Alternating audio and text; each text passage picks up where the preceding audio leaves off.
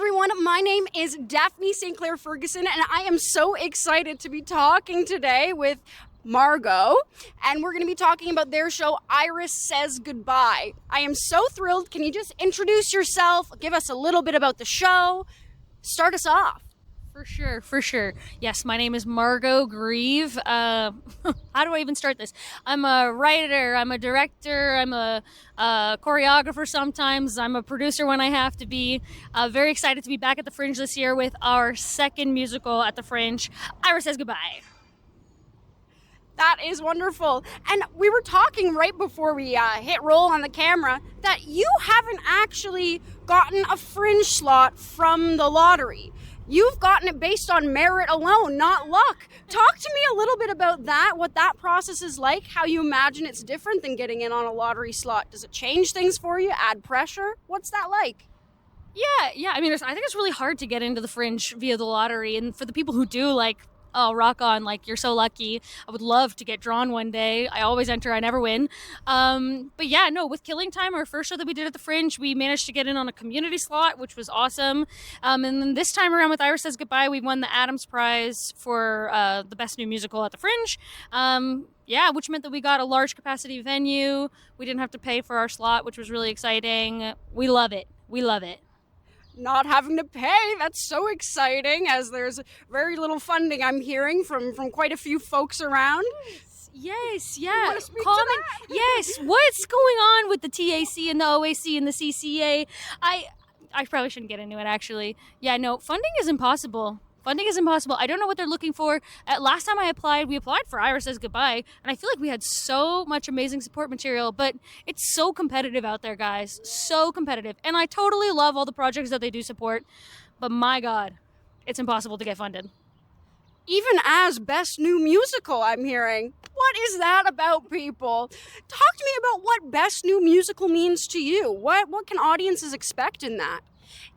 Yeah, honestly, the two runner-ups in our category are amazing, and both of them are in the Fringe this year. Shout out to All That She Wrote and Killy Willy, which is at the Canadian Alliance for New Musical Theatre. I think that we won this year because we are doing something kind of unusual with the form. Iris Says Goodbye is an audience choice musical. So basically, there's 20 individual acts within the show. Audiences only see 8 of 20, and the audience selects the acts that they're going to see live throughout the show. So not only is it new for the audience, but it's also new for the performers every single night. They don't know what's coming next. We don't know what's coming next, which is awesome and also impossible and wonderful. That is so exciting, and also more opportunities for people to come out and support your work because there's so many other options to see. Yes. Yeah, you know what? Actually, I do kind of hope that some people will come more than once, and then, maybe they'll see some new stuff, see some things that they weren't expecting to see. We have these cute little passports that we made so that people can track which acts they've seen. So hit me up after the show if you're coming more than once. That is what a wonderful little scheme there you got going. I love that, little passports. Everyone wants one of those. Yeah. And now I'm sure you know that this question's coming. I ask everyone in my interviews, what is Canadian theatre to you? Yeah, you know what? That's a real question right there. Honestly, for me, what I would love to see Canadian theatre be, and what Canadian theatre is to me, it's funny and it's stupid and it's smartly stupid, and I think that there's a real emphasis in Canadian theatre for really beautiful, hard-hitting stories, but I also think that there should be room for the really stupid stuff and the comedy, the farce. Our show is 80% absolute insanity, absurdity, and 20% heart, and that's a really nice level for me. I feel like that's a good split. That's perfect. So stupid sells is what I'm hearing. Stupid sells. That is wonderful. And so you wrote the book for this musical, correct? Yes. Talk to me a little bit about that process, working with Ben as well on this project.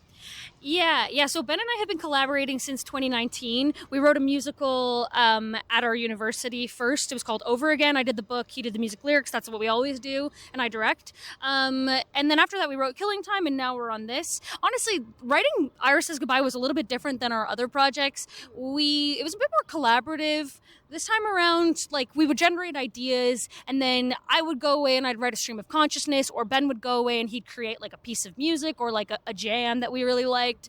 And then from each other's material, we would flesh out the rest of the act or the story, which is a little bit different than what we previously had done. Previously, we would just like separate off and do what we had to do. So it's cool to have this product be like produced right now, and it's like a real depiction of like our collaboration and our like cross labor.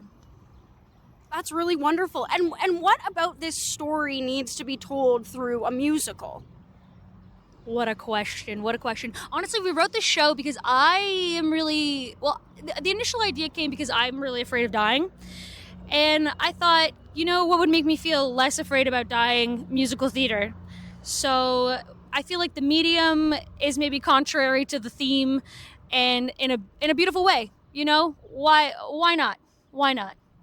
Smartly stupid. I was full of paradoxes is what I'm learning, which I think is a beautiful, wonderful thing. Yes. I think so is life, right? Such is life. And I guess death now too. And death. Yes. Death. So why Canada? Why produce musicals in Canada? Why direct in Canada? What is it about the Canadian theater scene that is exciting, or maybe not exciting? Maybe you want to get the hell out of here, take a plane and fly away. Yeah. Well, you know what? I actually think that this is a really good time in Toronto specifically for musical theater. I think that with like Crow's sort of shift in focus to musical theater, we're really starting to realize how much Toronto audiences love it.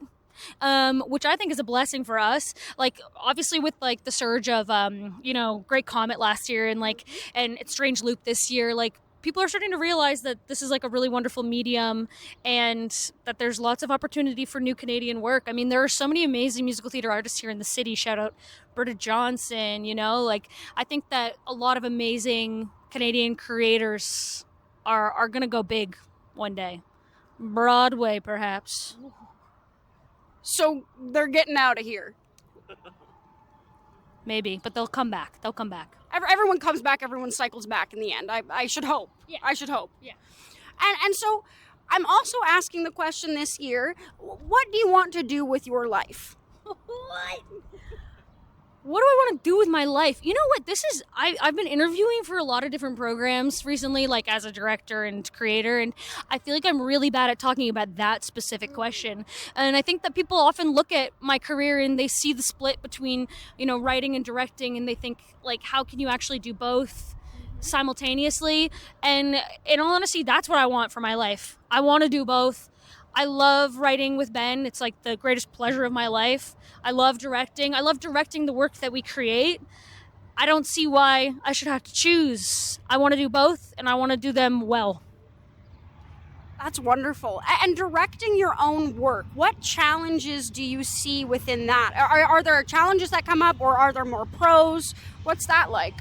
As we wait for the train to speed by. Oh, a nice little honk for us. Yeah, honestly, I think that the biggest challenge with that is just perception. I feel like there's like a taboo around like directing your own work. Everybody says, you have to let it go. You got to like hand it off. But honestly, when I'm writing a show with Ben, I see it. I know what it's supposed to look like. I know what I want for it. And I think that with Killing Time, like I knew exactly what I wanted to do with that show. And I think it paid off to just, follow through, to stick to my guns. Like, I know people want you to hand it off, but why would I do that if I know what I want? Why would I do that if I know what I want? Someone who knows what they want. How exciting. You don't hear that very often, let me tell you. And also, I'd love to hear you talk a little bit about directing such a large cast. Oh my God, yeah. I mean, when we first started workshopping the show, it was not this big. We were thinking like a cast of 7 was probably what it was going to be. 1 Iris, 3 lower voices, 3 higher voices in terms of the ensemble split. And then as we've grown the show, it's just kind of grown in scale. And so we ended up with a cast of 13, 4 Irises, which I could try to explain, but honestly, you should just probably come and see. 4 Irises, 4 lower voices, 4 higher voices, and then we have somebody who's off stage on mic who plays like the voice. And honestly, it's the best. I love it. The more collaborators in the room, the better. And I know that sounds a little cuckoo crazy, but I love everybody's input, and I think that the people we chose to work with are so smart. They're so smart. They're so intuitive. Like, why wouldn't I want such a large cast? The more the merrier. I love to hear that. I love to hear that. Is there anything else that you would like our lovely audience to know before we sign off this interview? Just come and see Iris. Please, come and see the show. Come and see the show. We've got 7 performances through to our last performance is July 12th, unless we get patrons picked, fingers crossed. Get your tickets online. You can find us at Mixtape Projects on Instagram. Yeah, enjoy your Fringe. It's going to be a great time. That is just wonderful. I am so excited to see this one. Thank you so much for joining me on this little journey here. This is Daphne St. Clair Ferguson signing off.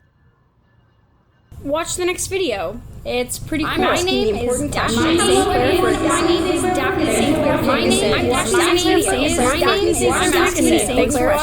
Watch the next video. Watch the next video. It's pretty cool. Watch the next video. My name is Daphne St. Clair. My name is Daphne St. Clair Ferguson. Watch the next video.